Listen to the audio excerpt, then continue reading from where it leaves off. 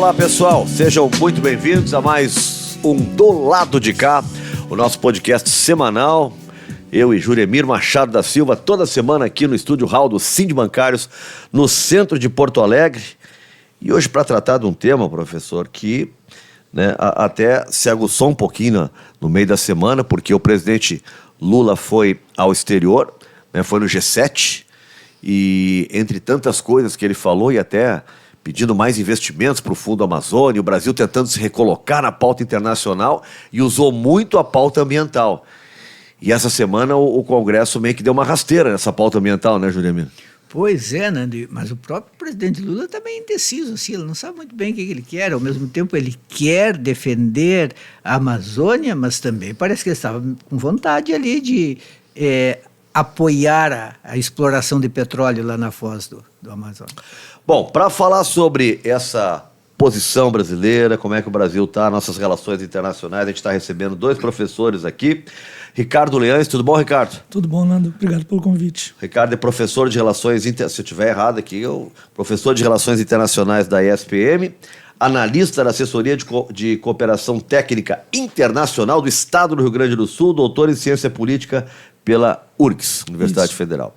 E o nosso professor Fábio Catani, graduado em História pela URGS, pós-graduado em História, Filosofia e Sociologia pela PUC e pela Estácio de Sá. E pós-graduado em História e Cultura do Brasil também pela Estácio de Sá. Tudo bem, professor? Tudo bom, Nando? Tudo bom, Juremir? Tudo bom, ouvintes? Satisfação enorme estar aqui. O homem que da sua sacada vê o Beira-Rio. Ah, é? Da tua sacada vê o Beira-Rio? Sacada, Avenida Padre Cacique, 266, lá o Quintanares. Depois mostra uma foto. Então tem tido grandes alegrias nos últimos tempos, né? Nossa sacada alegre. A vantagem só é sair do Beira-Rio e 5 minutos depois estar em casa. Essa tem sido a vantagem de ser colorado. Dá tempo de sofrer dentro de casa, né? Não precisa enfrentar engarrafamento, nada. Nada. E sempre dá para tomar uma cervejinha no caminho, então tá bom. Ricardo, o que te pareceu essa retomada do Brasil aí, essa participação agora no G7, mas enfim, essa pauta brasileira depois de um período meio turbulento que a gente passou? Sim, sem dúvida. Bom, a política externa brasileira, nos últimos meses, não dá para dizer que ela tem nos surpreendido, porque tem seguido os traços gerais que a política externa teve ao longo dos 2 mandatos do presidente Lula e mesmo parcialmente também no período do mandato da presidenta Dilma.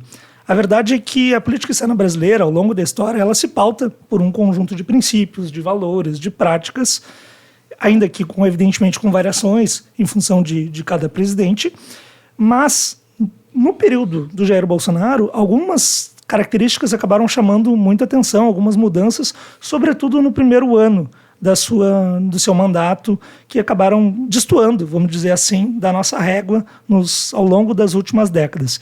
Então, chamou muito a atenção, sobretudo no momento em que ele foi eleito, a escolha do chanceler Ernesto Araújo com uma pauta extremamente cara à extrema-direita, com um discurso de globalismo, um discurso contrário ao avanço da China nas relações internacionais, apresentando a possibilidade de que o Brasil pudesse fazer oposição a esse projeto, o que efetivamente não foi levado a cabo, até pelas nossas relações econômicas com esse importante país asiático, até pelo fato de que o nosso principal eixo dinâmico na economia, o agro, era altamente contrário a essa pauta, na época com a ministra Tereza Cristina, e então não foi isso que efetivamente ocorreu.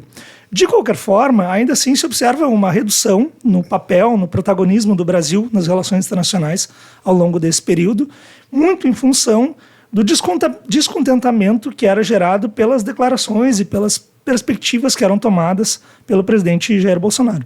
Então, quando Lula assume, depois de vencer as eleições, logo se imaginou que ele buscaria retomar alguns dos princípios que ele teve no seu mandato. E é isso que vem acontecendo. Então, ao longo dos 2 mandatos do Lula, se intensificou muito o uso da diplomacia presidencial. Ou seja, o Lula se valendo do fato de ser um grande comunicador, um grande homem de diálogo, de conciliação, ele busca aproveitar esse seu prestígio para inserir o Brasil nas relações internacionais de uma forma mais significativa. O que faz com que, de alguma forma, o prestígio dele seja até superior, ele vá além do prestígio do Brasil nas relações internacionais.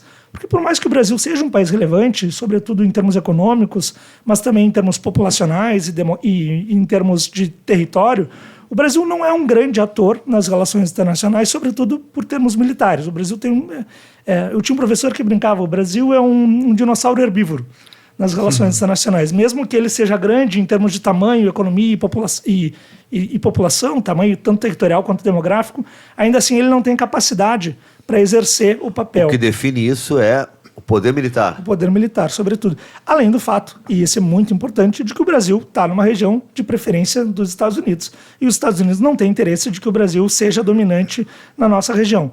Mas o grande fato é que o Lula conseguiu, ao longo do seu mandato, ao longo do seu período na presidência, criar em torno de si uma atmosfera muito favorável. Se a gente compara, por exemplo, o número de chefes de Estado que visitaram o Lula em 2003 com o número de chefes de Estado que visitaram o Lula agora, em 2023, é muito diferente. O Brasil não teve um prestígio tão grande lá em 2003, porque de alguma forma naquele momento se imaginava, o prestígio do Lula era semelhante ao do Brasil. Hoje em dia não. Hoje ele carregou consigo um prestígio maior, herdado em função dessa diplomacia presidencial. Só que a grande questão, que é isso que a gente tem que pautar hoje, é em que medida que as características pessoais do Lula podem efetivamente fazer com que o Brasil consiga atingir os seus objetivos. Porque vamos lembrar que em 2010, num momento muito tenso no Oriente Médio, em que se negociava o tema da questão nuclear iraniana, o Brasil conseguiu um feito diplomático muito impressionante, que foi o fato de que, junto com a Turquia, o então ministro das Relações Exteriores, Celso Amorim, se reuniu com os iranianos e achou um acordo, conseguiu construir um acordo para a questão iraniana. Só que, infelizmente, esse acordo foi simplesmente ignorado pelas grandes potências que não tinham interesse de que o Brasil e a Turquia achassem a solução para aquele conflito. Ao menos no G7 o Lula não comeu miojo, não ficou escondido num canto, falou com todo mundo.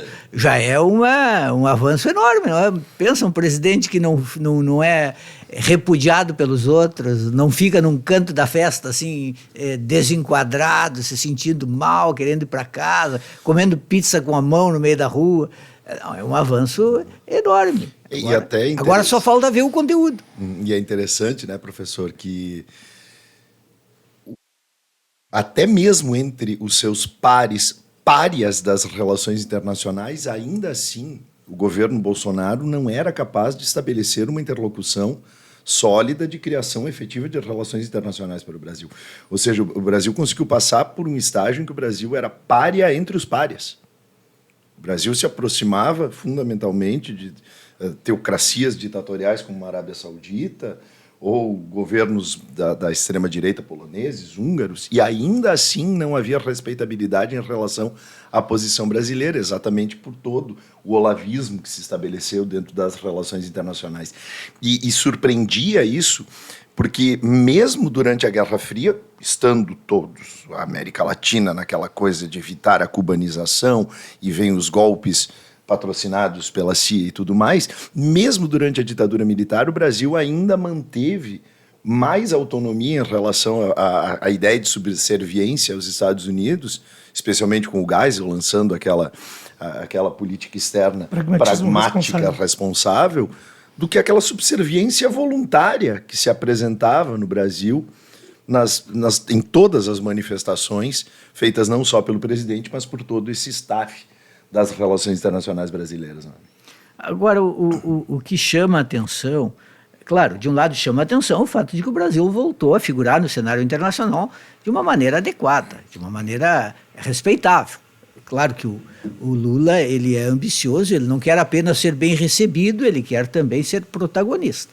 E ser protagonista é sempre complicado. A carta jogada até agora é de tentar ser alguém importante na mediação do conflito entre a Ucrânia e a Rússia. O Lula agora ele vem mudando o discurso dele. Teve um momento em que ele jogou a responsabilidade do colo da Ucrânia e da Rússia. Basicamente ele equiparou. Olha, os dois são responsáveis, mais ou menos naquela história, quando um não quer, dois não brigam. Mas, na verdade, nem sempre é assim. Agora ele vem modulando, reconhecendo a Rússia como invasor e tal, mas ainda assim mantendo uma espécie de neutralidade que, aos olhos dos europeus, por exemplo, soa como pró-russa.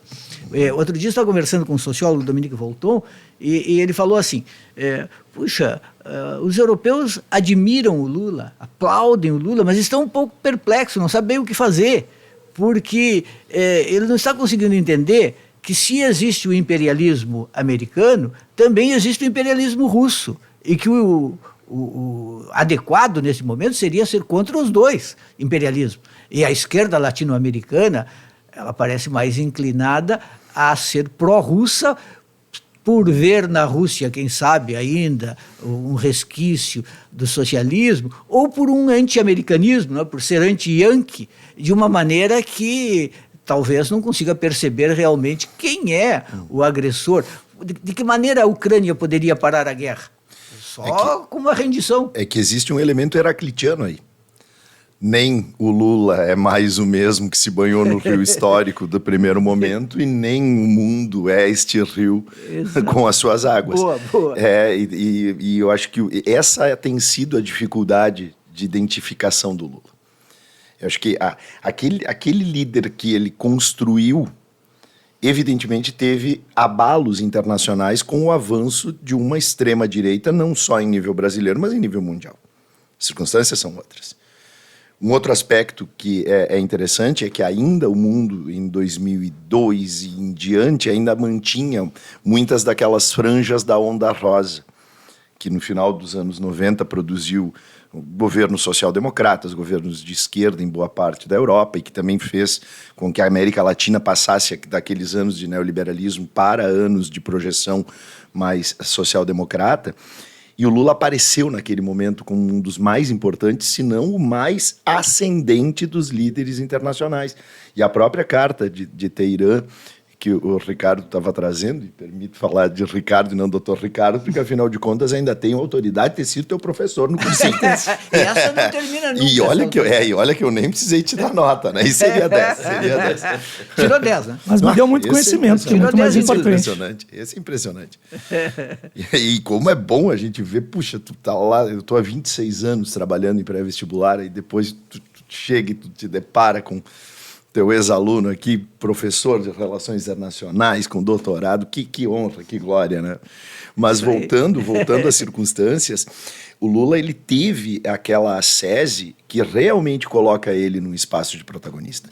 Mas o fato de tanto a União Europeia quanto os Estados Unidos virarem absolutamente as costas para todo o artifício, todo o caminho feito em relação ao Ahmadinejad, lá naquele momento, em 2010, esse impacto o Lula depois não viveu, porque logo depois passa a ser a Dilma, e o Brasil perde, sim, protagonismo dentro da capacidade das relações, e aí entra toda essa espiral que conduziu, já todos sabemos toda a história, que foi aquela prisão absolutamente injusta do Lula.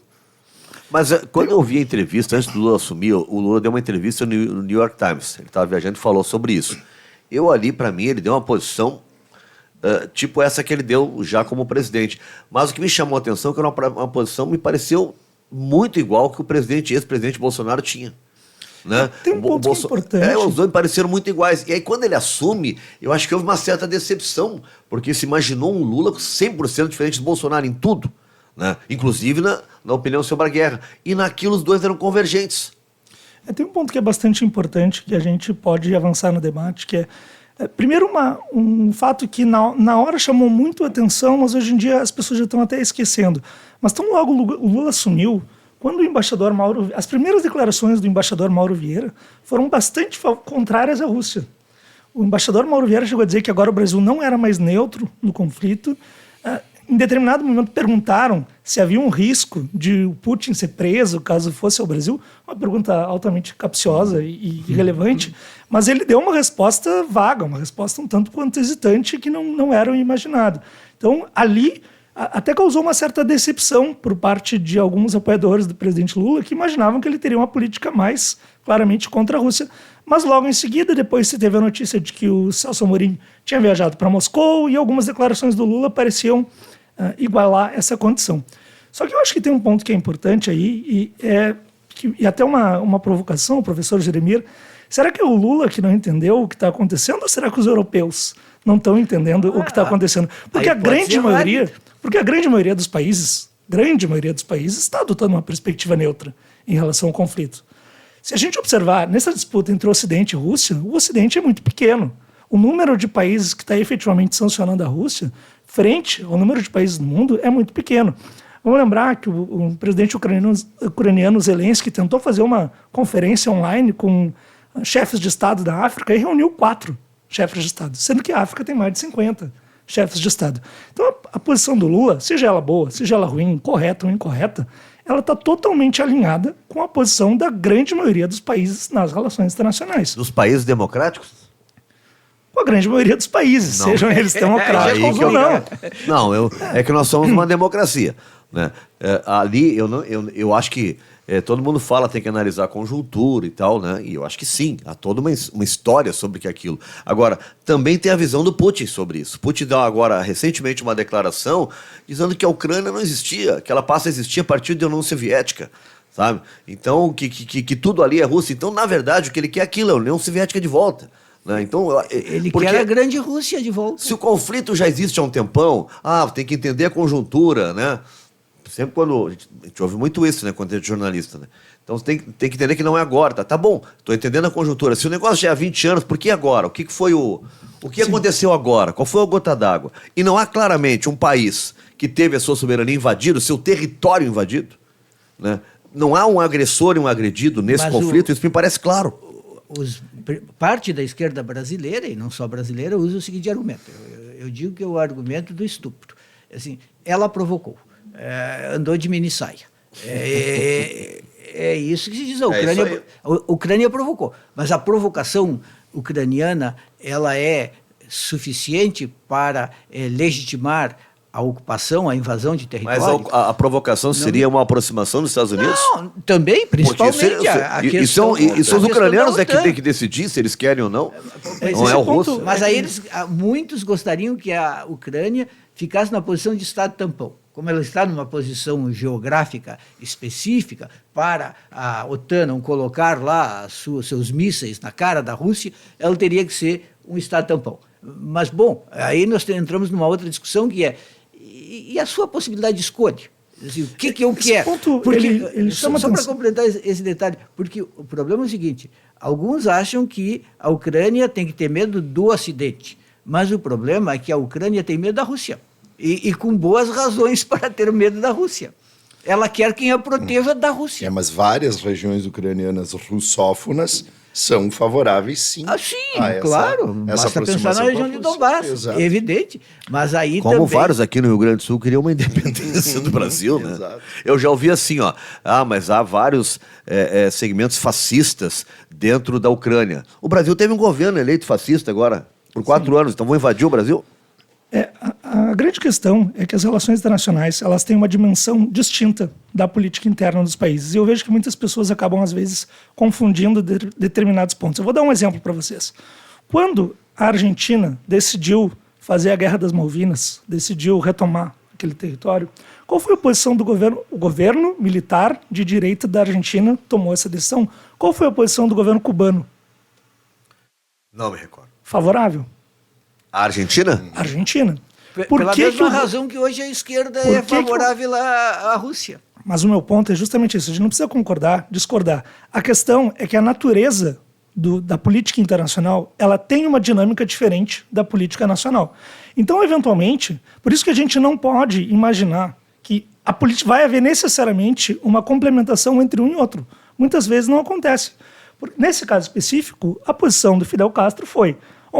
é melhor que o governo argentino, mesmo que seja um governo de direita, vença esse conflito do que o imperialismo britânico tenha sucesso, até porque também era um governo de direita ainda que não uma ditadura. Então, essa natureza diferente, ela se manifestou muitas e muitas vezes ao longo da história e vai seguir se manifestando em N situações. Agora, a grande questão aqui é que as relações internacionais, infelizmente, elas não têm um juiz. Sempre que a gente vai se posicionar para um lado ou para o outro, a gente está imaginando que tem alguém que está certo e está errado. E muito provavelmente tem. Mas não tem nenhum juiz para determinar isso. Então é diferente de um caso, um litígio seja pessoal, seja dentro do âmbito do Estado, que a gente consegue efetivamente tomar um lado e imaginar uma decisão. Nesse caso, infelizmente, nas relações internacionais, a divisão de poder é muito grande entre os países. Um grande autor de relações internacionais, John Mearsheimer, que é estadunidense e defensor dos interesses dos Estados Unidos, foi até cancelado agora na guerra da Ucrânia, porque ele já imaginava há muito tempo que a Rússia tomaria essa medida. Ele tem um livro chamado A Tragédia das Grandes Potências. E a ideia é que a divisão de poderes entre os países ela é tão desigual que, infelizmente, ou felizmente, simplesmente é o jeito que as coisas são, os países grandes, as grandes potências, têm muito mais condições de fazer valer os seus interesses do que os países pequenos. É um mundo de manda quem pode, obedece quem tem juízo. Então, por mais que seja razoável a gente imaginar tanto a Ucrânia quanto a Rússia numa posição igual, infelizmente não é. Qual que foi a posição dos Estados Unidos quando a União Soviética colocou mísseis voltados para o seu território em 1962? Agora, o mundo quase acabou naquele tem contexto. Tem uma questão prática. As críticas do Lula, por exemplo, em determinado momento, elas foram bem objetivas, do tipo, enquanto o Ocidente estiver fornecendo armas para a Ucrânia, a guerra continua. Bom, o que se pode depreender de uma afirmação como essa? Que o Ocidente precisa parar de fornecer armas para a Ucrânia. Certo. Se o Ocidente para de fornecer armas para a Ucrânia, o que acontece? A Rússia ganha a guerra. Porque a Rússia não vai dizer assim, dado que eles pararam de receber armas, eu não ataco mais.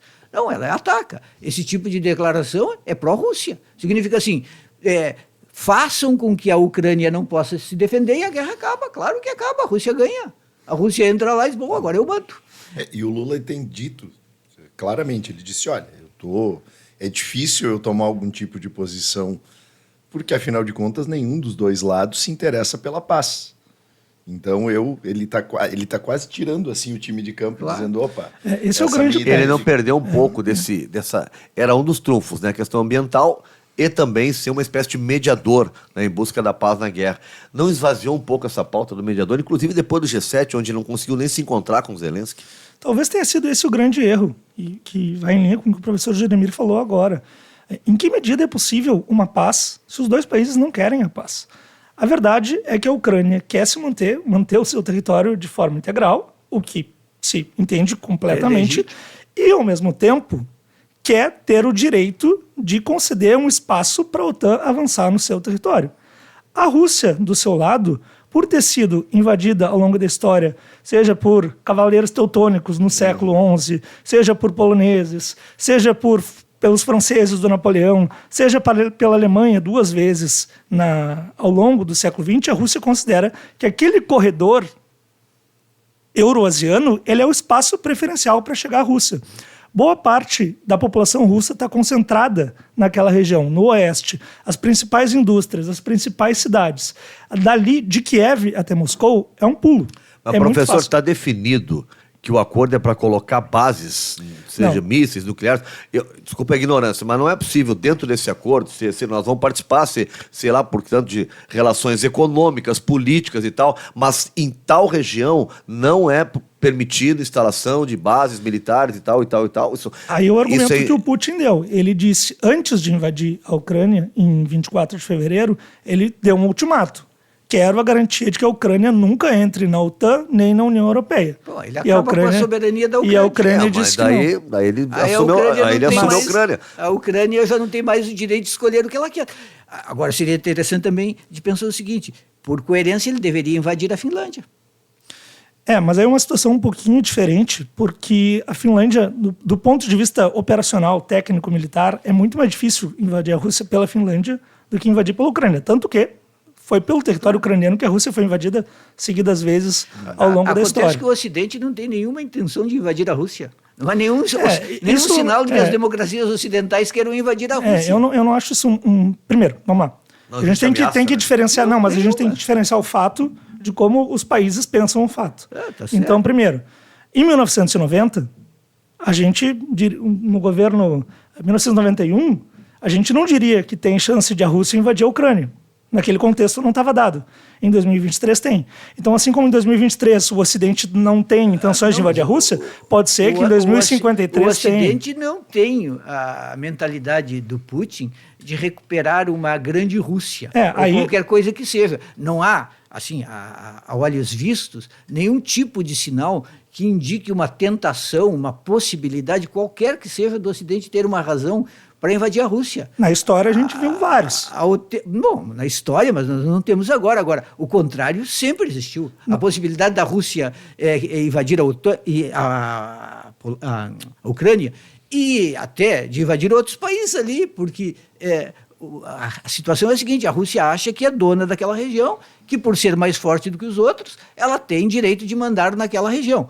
Dentro dessa ideia de geopolítica, de que cada área, cada zona é controlada por um país e os outros têm que se submeter. Acontece que nós estamos numa nova época em que a soberania passa a ser vista como um princípio indiscutível. Eu discordo. Acho que nós não estamos nessa época. Eu acho que sim. E tanto que a gente vê a situação agora, o Azerbaijão invadindo a Armênia, Israel detém territórios nas colinas do Golã, detém territórios palestinos. O problema aí é a incoerência. O problema é a incoerência do Ocidente. O Ocidente, por exemplo, deveria ter a mesma posição em relação aos palestinos. Sim. Deveria recusar veementemente, adotar medidas contra Israel por ter colônias em territórios que não lhe pertencem. Essa incoerência tem de ser mostrada. É evidente que essa incoerência não é aceitável, mas a situação concreta é a seguinte: existia um país soberano chamado Ucrânia, que se constituiu como se constituiu em determinado momento,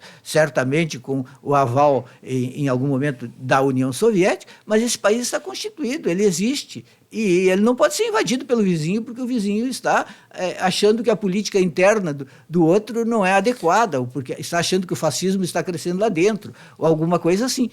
Eu tenho lido artigos de importantes intelectuais de esquerda que agora já não encantam mais tanto a esquerda brasileira. Por exemplo, até um determinado momento, o novo ídolo da esquerda brasileira era o Zizek. O intelectual esloveno era o Zizek. O Zizek era o novo, sofisticado, interessante, neomarxista e tudo mais.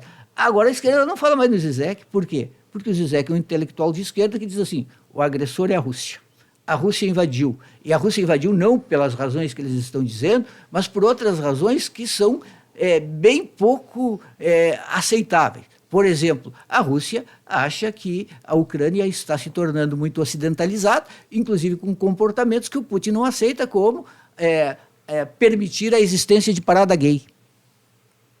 Sim, mas a invasão não se deu por esse motivo. Não se deu só por esse motivo. Não se deu em nenhuma forma por esse motivo. Ela também não se deu para desnazificar. Sem dúvida não. Para desnazificar a Ucrânia. Esse ponto é bem importante, porque assim, a gente vê diariamente esse discurso de que a Ucrânia é uma democracia. Bom, vamos lá. Antes do Zelensky chegar ao poder... a Rússia também não é. Não. Mas antes do Zelensky chegar ao poder, o presidente anterior, Poroshenko, chegou por um golpe de Estado.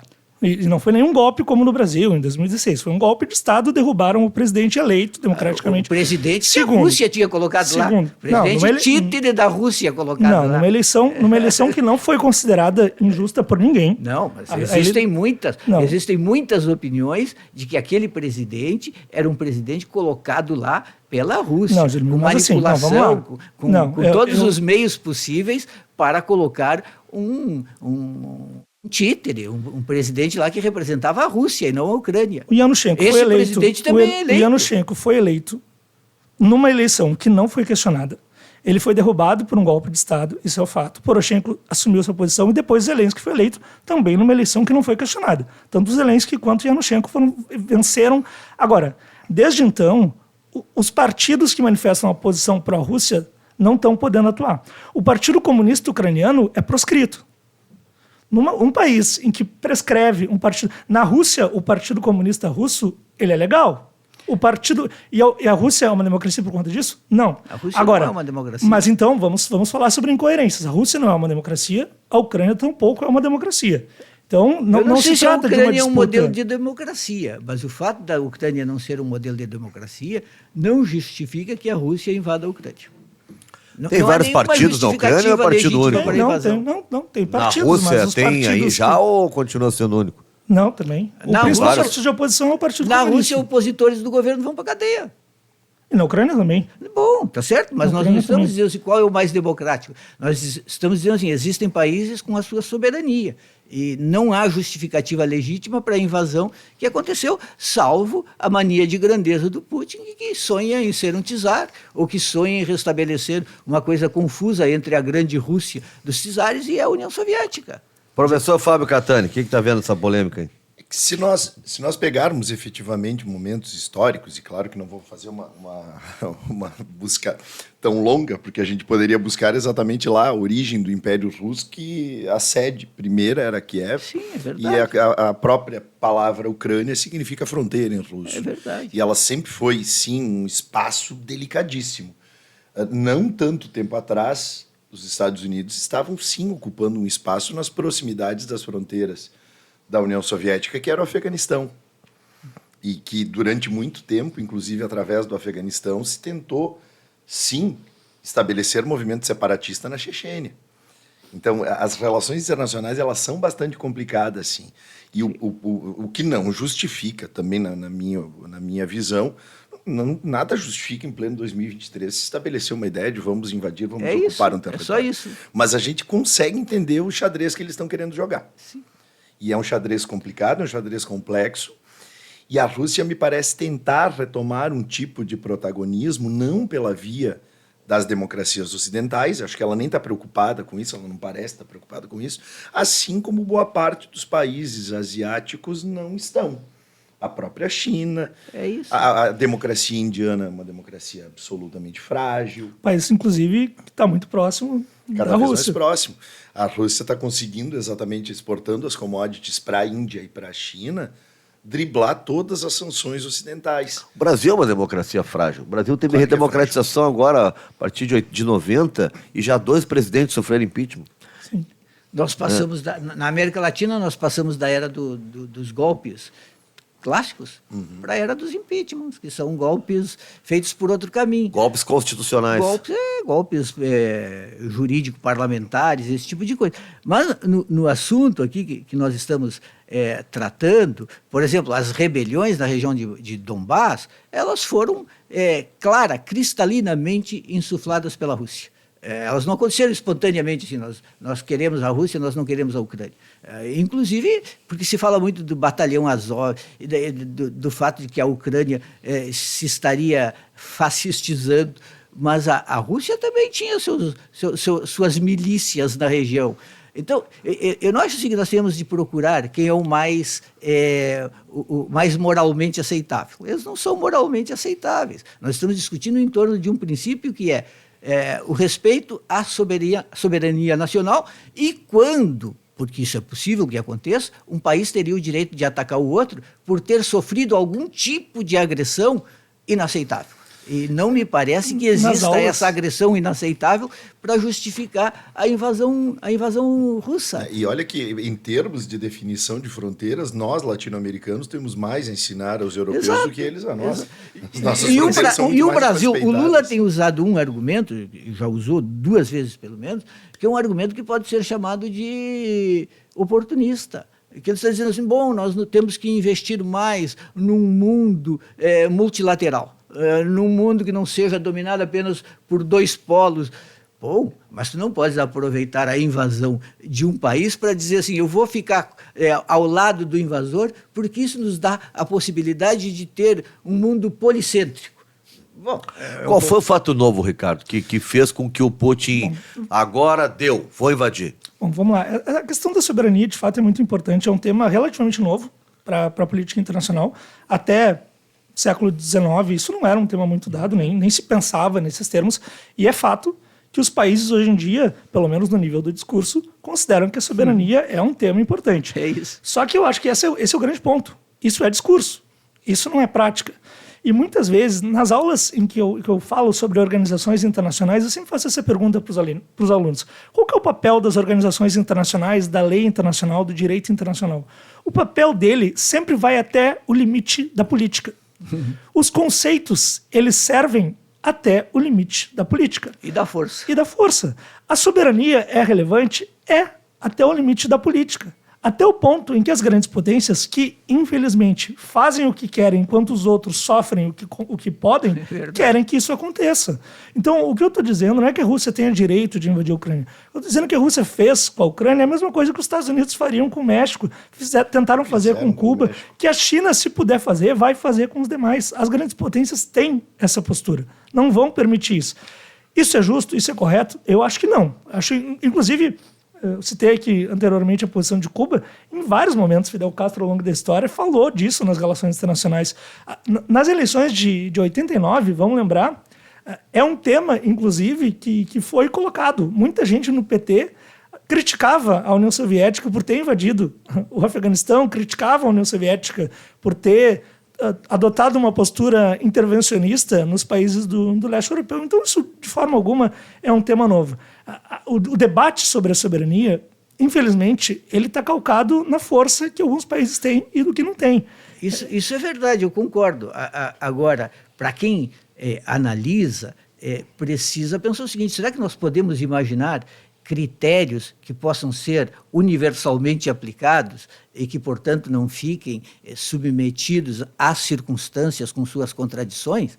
Porque, claro, eu imagino assim que todos nós aqui criticamos as diversas invasões americanas, criticamos as mentiras que os Estados Unidos inventaram, por exemplo, para invadir alguns países, como o Iraque. O Iraque, por exemplo. Então, nesse momento, se trata de tentar aplicar a mesma régua. É só isso. Claro que todos nós sabemos que, pragmaticamente falando, o que vai valer, ao fim e ao cabo, é a força.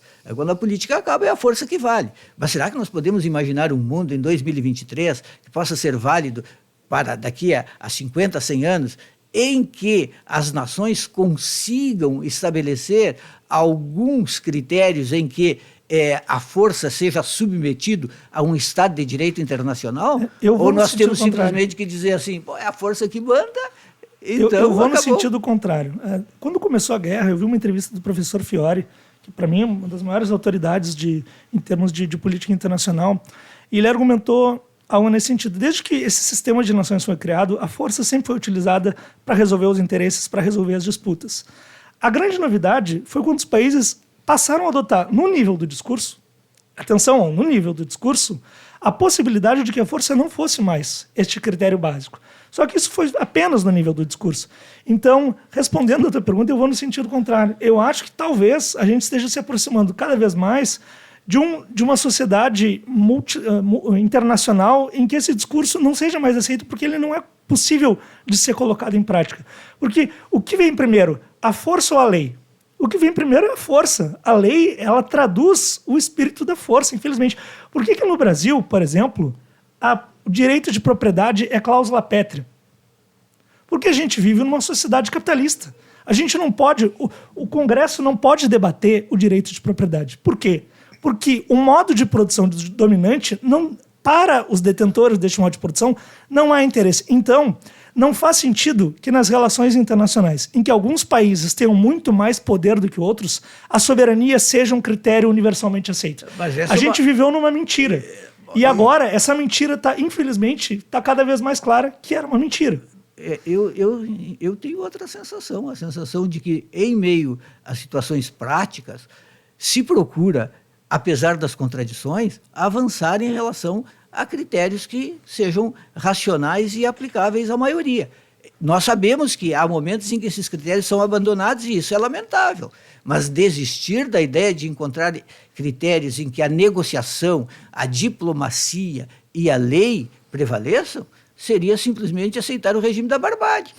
Então vale tudo, então por que nós vamos ficar perdendo tempo com tantas cúpulas e com tantos encontros e com tantas discussões? A diplomacia acabou, mas nesse ponto me parece que o Lula está reforçando aquele discurso de uma modificação do sistema internacional centrado na ONU e de uma maior democratização e uma acessibilidade de diversas potências aos círculos efetivos de decisão da ONU. Por exemplo, senão vira um círculo. Onde o Lula tem razão é no fato de que, por exemplo, o Conselho de Segurança da ONU não pode ser o Conselho de Segurança de 1945. Sim, dos vencedores da Segunda Guerra. Ele tem que ser ampliado, ele tem que ser democratizado, na busca justamente de possibilidades maiores de negociação. Nós temos que criticar sempre quando o critério é abandonado por determinação, por loucura de um dono do poder, ou simplesmente pelos interesses mais rasteiros. Quais foram as críticas que sempre se fez aos Estados Unidos? E quando eles querem petróleo, eles invadem aqui ou ali, quando é do interesse econômico deles. A gente faz essa crítica no sentido de dizer isso não pode ser. Sim, eu iria... normativo. Eu concordo, eu acho que mas eu iria por um sentido mais concreto do que no sentido da lei. Vou dar um exemplo bastante polêmico. Esse professor que eu citei antes, John Mearsheimer, ele foi cancelado no momento da guerra porque ele disse que isso acontecia, ele dizia há muito tempo, e ele criticava, inclusive, a expansão da OTAN em direção à Rússia. Mas, vejam o detalhe, quando a União Soviética se desintegrou, a Rússia tinha um grande arsenal atômico, e esse arsenal atômico não estava só na Rússia. Ele estava também na Ucrânia, e estava também no Cazaquistão, e estava também na Bielorrússia.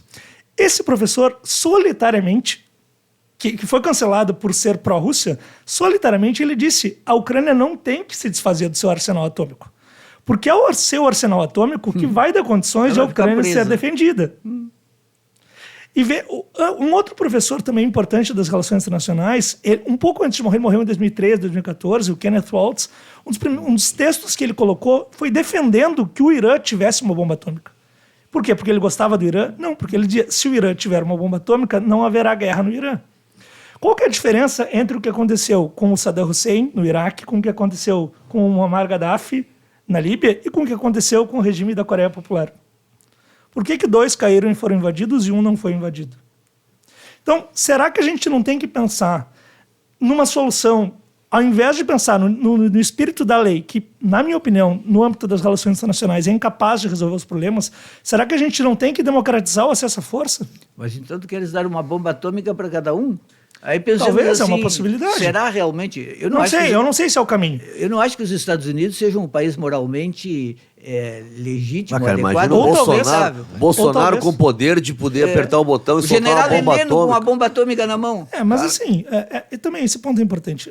A política externa dos países ela é diferente da política interna.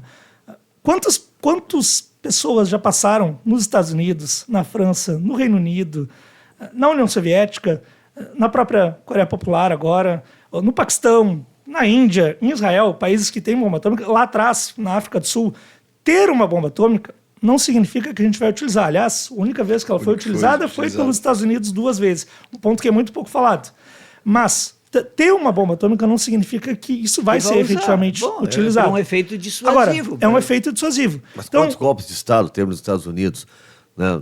É isso que eu digo, o Brasil, eu não vejo essa estabilidade. Quando cito os Estados Unidos como um exemplo, lá não é assim para tu pegar e destituir um governo. Aqui se tentou invadir um palácio, quebrou isso e aquilo.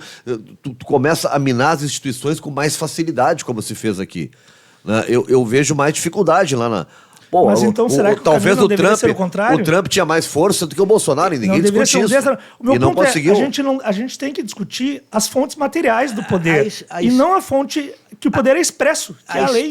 A história nos mostra que a Europa já fez todos os horrores possíveis. Nós sabemos. Mas, bom, se eu for pensar o presente, eu não, na minha vida, eu tenho 62 anos, eu não vi a França, por exemplo, invadir nenhum país.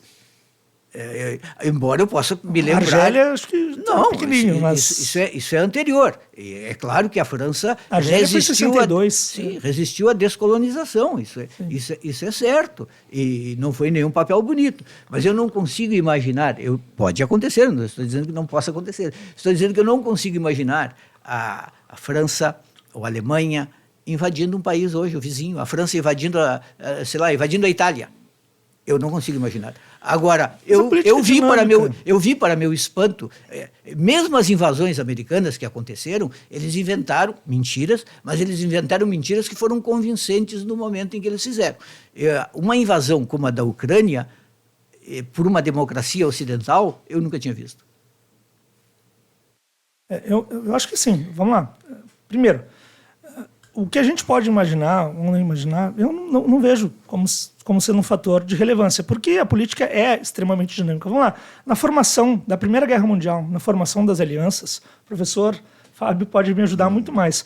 Quantos setores na Inglaterra, no Reino Unido, não defendiam que o Reino Unido se aproximasse da Alemanha. Foi uma novidade para o Reino Unido ter lutado a Primeira Guerra Mundial do lado da França. Foi uma aliança que só foi constituída poucos anos antes da Primeira Guerra Mundial. Sinal, o momento, perdão por interrupção, mas é interessante porque a brecha vai para a Ucrânia. O primeiro momento em que ingleses e franceses se uniram em uma guerra contra um terceiro foi contra a Rússia na guerra da Ucrânia de 1856. E 60 anos depois estavam os três do mesmo lado contra a Alemanha. Então, o fato de...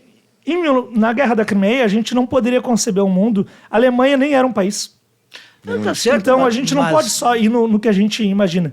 E, assim, num ponto de vista concreto, na questão da legitimidade... Nós não mudamos nada, Ricardo. Nem a mentalidade das pessoas. As pessoas pensam igual, assim, tudo igual ainda. Nós não podemos mudamos pensar nada nisso. a política internacional em 2023 com os critérios os critérios do Big Stick, do Theodore Roosevelt lá de... Não é mais assim. Mesmo com muitas contradições, mesmo com muita mentira, mesmo com muito cinismo, com muito pragmatismo, não é mais assim. Mas a onda desse neofascismo europeu, ela pode não trazer a necessidade desses países europeus estabelecerem qualquer tipo de invasão, mas o tipo de política que eles têm em relação a refugiados é, de certa forma, uma invasão massacrante, uma invasão sem ter territorialidade. Isso não nos autoriza a invadir a França porque ela rejeita, ou a Itália porque ela devolve para o mar os refugiados. Mas mostra que eles não teriam pudor de invadir caso fosse do seu interesse. Esse ponto é mais complicado de saber. Porque a Angela Merkel, por exemplo, quando ela era chanceler na Alemanha, ela chegou a concluir um acordo com a Turquia em que ela pagou um suborno para a Turquia, pagou na época 3 bilhões de euros, eu não lembro o valor exatamente, para que a Turquia fechasse as portas, não permitisse que os refugiados saíssem da Turquia indo em direção à Europa. Então, em que medida... Mas a Alemanha abriu as portas para o Sírio, depois na guerra. Ao mesmo tempo em que fez isso. Ao mesmo tempo em que fez isso. Sim.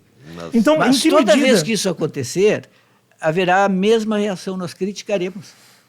Toda vez que um país, uma potência, adotar uma posição violenta, cínica, arbitrária, desumana, o que nós faremos? Criticaremos. É só esse o ponto. Criticaremos e não teremos resultado? Possivelmente. Passaremos a eternidade criticando. Mas talvez esse seja o papel. Porque o contrário, qual é o contrário? Nós temos duas possibilidades. Bom, arma todo mundo tem a sua arma nuclear. Ou desarma todo mundo. Bom, eu acho que seria mais conveniente. Ou desarma todo mundo. Mas a minha questão é ter uma equalização. Bom. E aí é que parece que entra a urgência de uma refundação da ONU. Mas isso é certo. Essa é a urgência. Eu acho que o papel que mais tem que ser levado adiante... negociação. Claro. Vejam, por exemplo, essa questão... Mas de uma negociação absolutamente includente e que torne equânimes aqueles que não são iguais nem em força econômica e nem em força militar. Mesmo que seja uma espécie de utopia. Porque, vamos lá... Tem que ter um pouco de utopia nisso. O Tratado de Não Proliferação Nuclear, ele tinha como princípio não apenas impedir que os países tivessem acesso a armas nucleares, mas também desarmar os países que já tinham. Essa segunda parte nunca aconteceu. Não foi feito. Claro, com exceções pontuais, a gente pode dizer que depois a África do Sul, já no regime do Mandela, desarmou a sua bomba, foi o único país que efetivamente destruiu a sua capacidade nuclear, e a Ucrânia, o Cazaquistão e a Bielorrússia cederam o seu arsenal. Qual é o papel que a China pode ter nessa definição aí? A China é o grande vencedor do conflito até agora. Isso, eu acho que é um ponto que até a maior parte dos países é unânime. O maior perdedor é a Europa e o grande perdedor é a China. O maior perdedor é a Europa e o grande ganhador é a China. Por quê? Primeiro, essas relações tensas, e aqui não vamos entrar no mérito de quem está certo ou de quem está errado, mas num ponto de vista bastante concreto. A Europa dependia da Rússia em termos energéticos e conseguia ter uma relação, exportar os seus produtos para a Rússia. Em 2014, quando a Rússia reanexou a Crimeia, o principal parceiro econômico da Rússia era a Alemanha. Deixou de ser, passou a ser a China. Depois da invasão em 2022, a Alemanha caiu ainda mais. Hoje em dia já é a Turquia o segundo maior parceiro da Rússia. Esses dias eu estava vendo dados interessantes, mostravam que a China no primeiro trimestre de 2023, pela primeira vez, se tornou o maior exportador de veículos do mundo. Impulsionada, sobretudo, pelos seus veículos elétricos e, sobretudo, pela venda para a Rússia.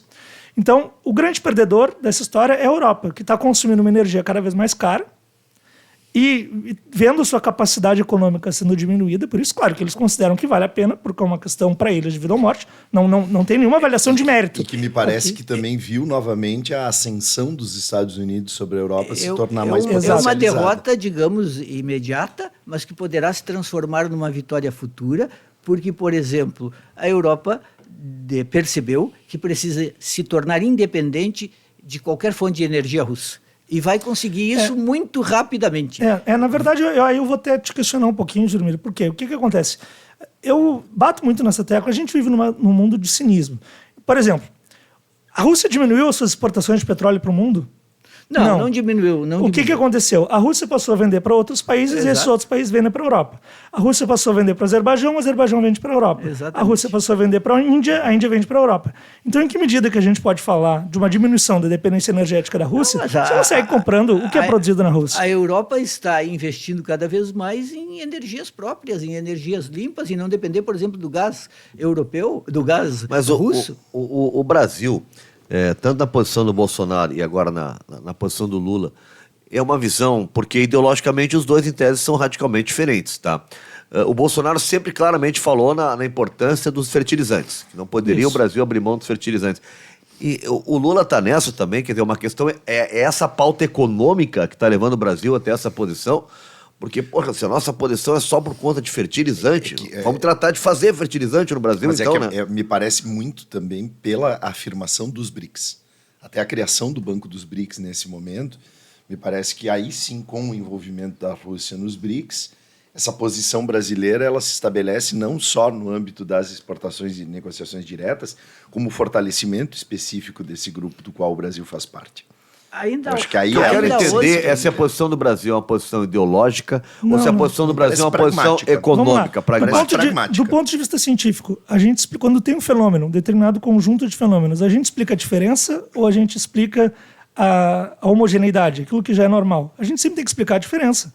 E a posição do Brasil é similar à posição da grande maioria dos países em desenvolvimento. A grande maioria dos países não democráticos. É a posição da grande maioria dos países que são que por alguma razão tem ressentimento com os Estados Unidos e com a Europa. Quais países apoiam a Rússia? Grandes países democráticos que apoiam a Rússia?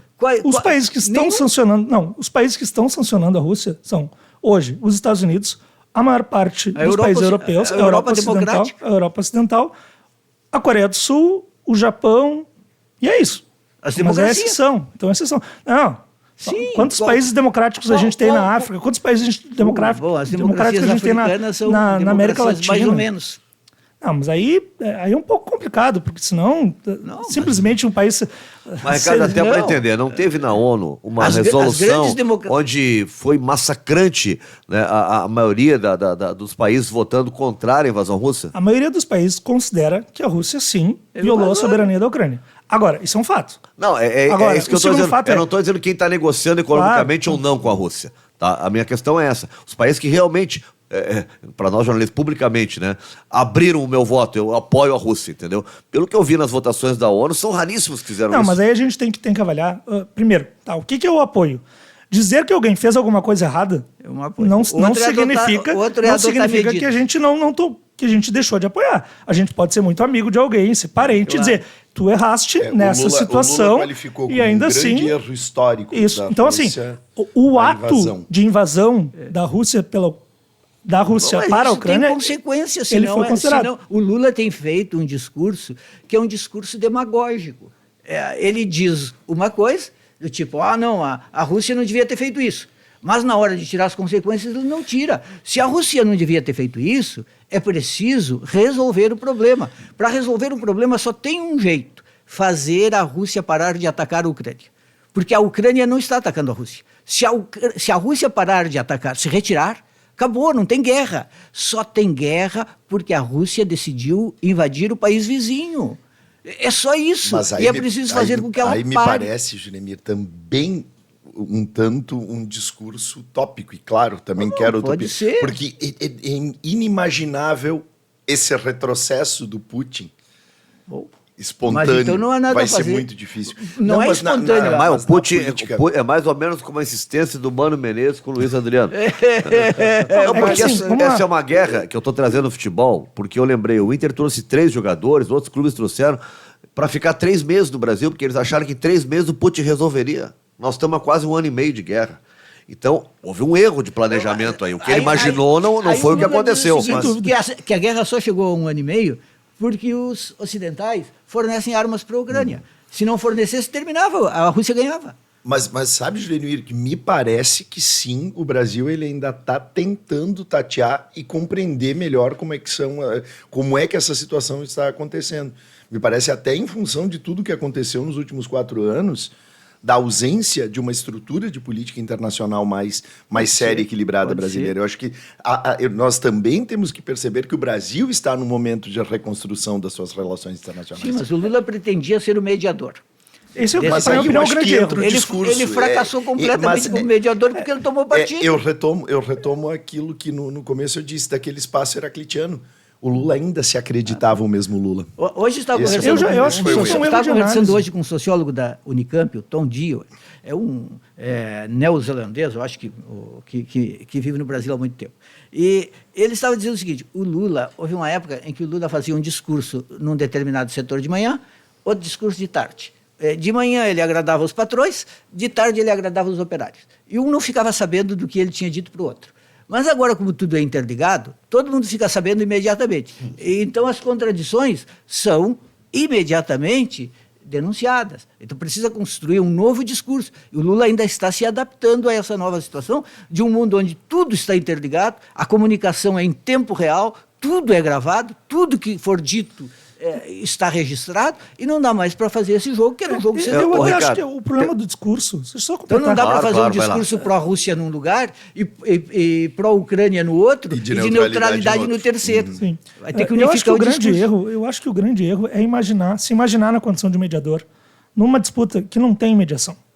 Não há possibilidade de haver entendimento entre a Ucrânia e a Rússia. Alguém vai vencer essa guerra e eu imagino que seja a Rússia. Então, o grande erro é imaginar, porque a mediação implica que as duas partes estão dispostas a negociar. Não vale aqui quem está certo, quem está errado. Mesmo a parte mesmo se uma das partes se considerar injustiçada, mas mesmo assim ela pensar, mesmo injustiçado, eu aceito negociar, pode haver negociação. Mas não é o caso. A negociação significa, nesse caso, que alguém cede alguma coisa. Isso.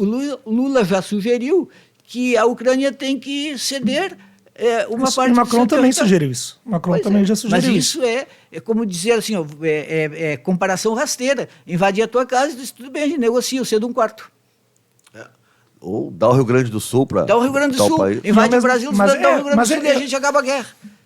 Sim, Olha, mas nem dá se pra alguém invade a sugerir tua muito, que é casa... capaz de boa parte do Brasil aceitar hoje em dia. Não, Mas há- é que já foi disputa o Rio Grande do Sul, né? sim, Então, se a gente for pegar só... mas lá atrás... Bom, lá atrás também, então nós vamos ter que Tem devolver outra- o Rio Grande do Sul. Tem outra maneira de resolver. Ou a Rússia ganha, ou então acontece o pior. O pior é o quê?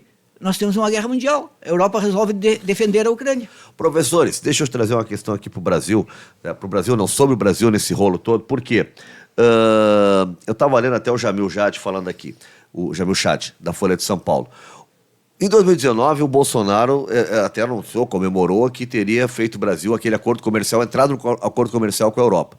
O Brasil tinha umas coisas que deveriam cumprir, né? Alguns critérios, principalmente a pauta ambiental, não cumpriu nenhum. Né? O Lula está lá. Agora, a pauta ambiental que ele apostou lá, o Congresso aqui deu um outro recado. E a pauta que nós estamos falando, que era o tal mediador da questão da guerra, também não aconteceu. Né? Nós ficamos mais distante dessa possibilidade de ter um acordo comercial com a Europa, que era um desejo antigo. Eu tenho uma posição bem crítica em relação a esse tema, porque me parece que, na verdade, é mais um dos casos em que os europeus dizem uma coisa e fazem outra. Vamos recuperar um pouco a história. Esse acordo, União Europeia e Mercosul, ele vem sendo discutido desde os anos 90. 95, 96 se iniciaram efetivamente as discussões. A grande questão de fundo é que os agricultores europeus têm medo da concorrência dos agricultores sul-americanos. É por isso que esse acordo não avançou. Só que os europeus, infelizmente, ao invés de dizerem isso abertamente, eles preferem culpar os sul-americanos pelo acordo que não acontecia.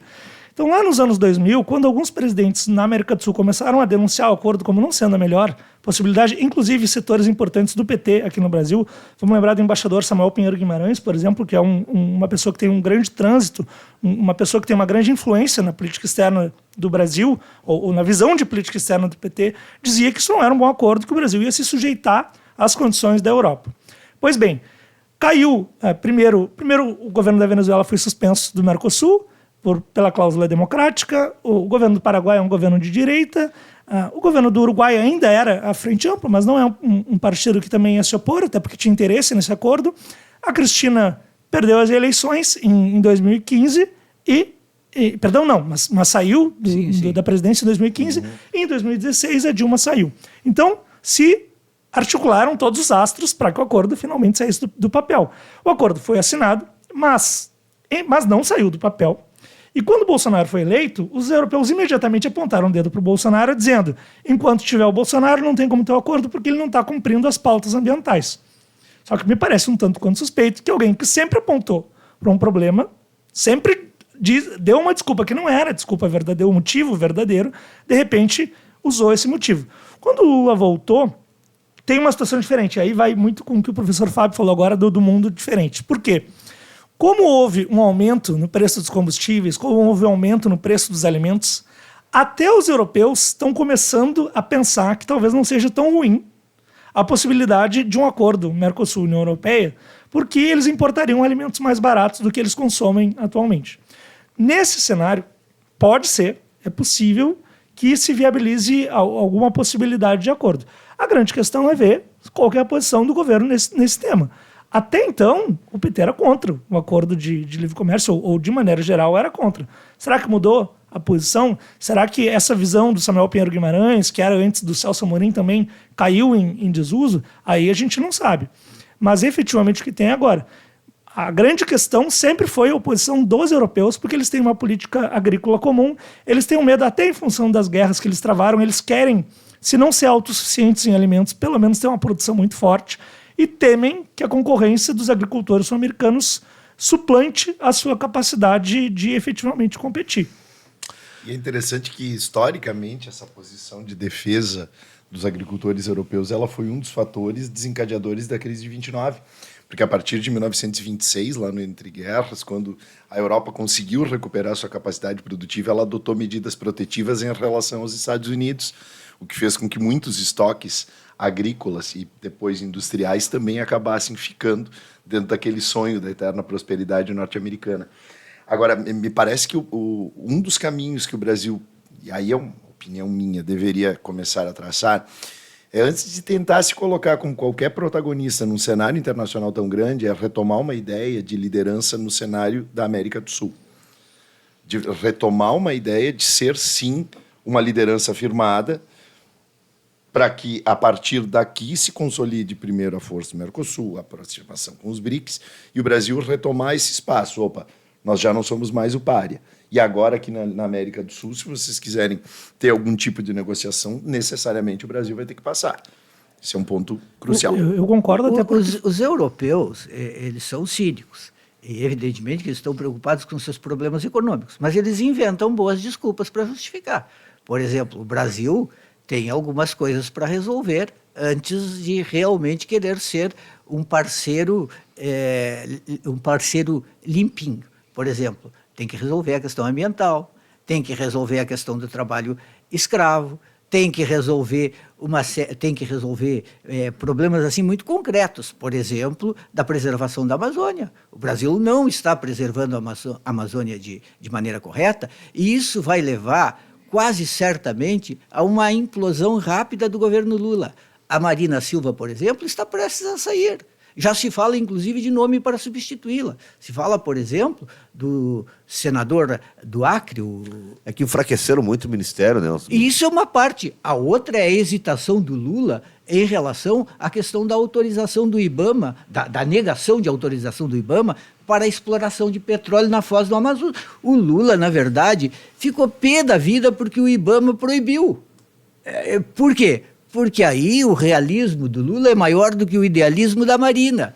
E mais, só que o Lula, quando estava na campanha eleitoral, ele precisou da Marina para se legitimar. Ela trouxe um capital de imagem internacional muito forte para a campanha. E agora o pragmatismo do Lula pode ser que vá levar a perder a Marina mais uma vez. A repercussão internacional vai ser altamente negativa se isso acontecer. A Marina, desde 2 dias, vem bombardeando nas redes sociais o governo. Vem dizendo claramente que está insatisfeita e que não está vendo comprometimento com a defesa do meio ambiente. Isso pesa na hora de fazer os acordos com a União Europeia. Mesmo que seja uma mentira da União Europeia. Mas ela cobra coisas que são verdadeiras. Mas é que tá, né? Se for do interesse deles, por exemplo, a Alemanha fez um acordo agora durante a Copa do Mundo. Não sei se vocês lembram, teve um jogo da Alemanha que os jogadores alemães entraram com a mão na boca, supostamente numa crítica à situação do Catar. Dias depois, a Alemanha concluiu um acordo de exportação de gás natural com o Catar. Então, eu tenho muita dificuldade, porque, para mim, me parece sempre que isso nunca é a causa. Nunca um país vai deixar de fazer um acordo econômico que seja realmente vantajoso por uma razão humanista. Eu não consigo ver, eu não vi até hoje isso acontecer. Me surpreenderia em larga medida. Então, para mim, me parece sempre muito mais uma desculpa do que efetivamente um fato. Até porque, senão, vamos usar uma régua, né? O Brasil... Já imaginaram se o Brasil dissesse para a União Europeia: olha, resolvam vocês primeiro a questão dos refugiados, tratem melhor os refugiados do jeito que vocês tratam, até que a gente consiga efetivamente fazer um acordo desse.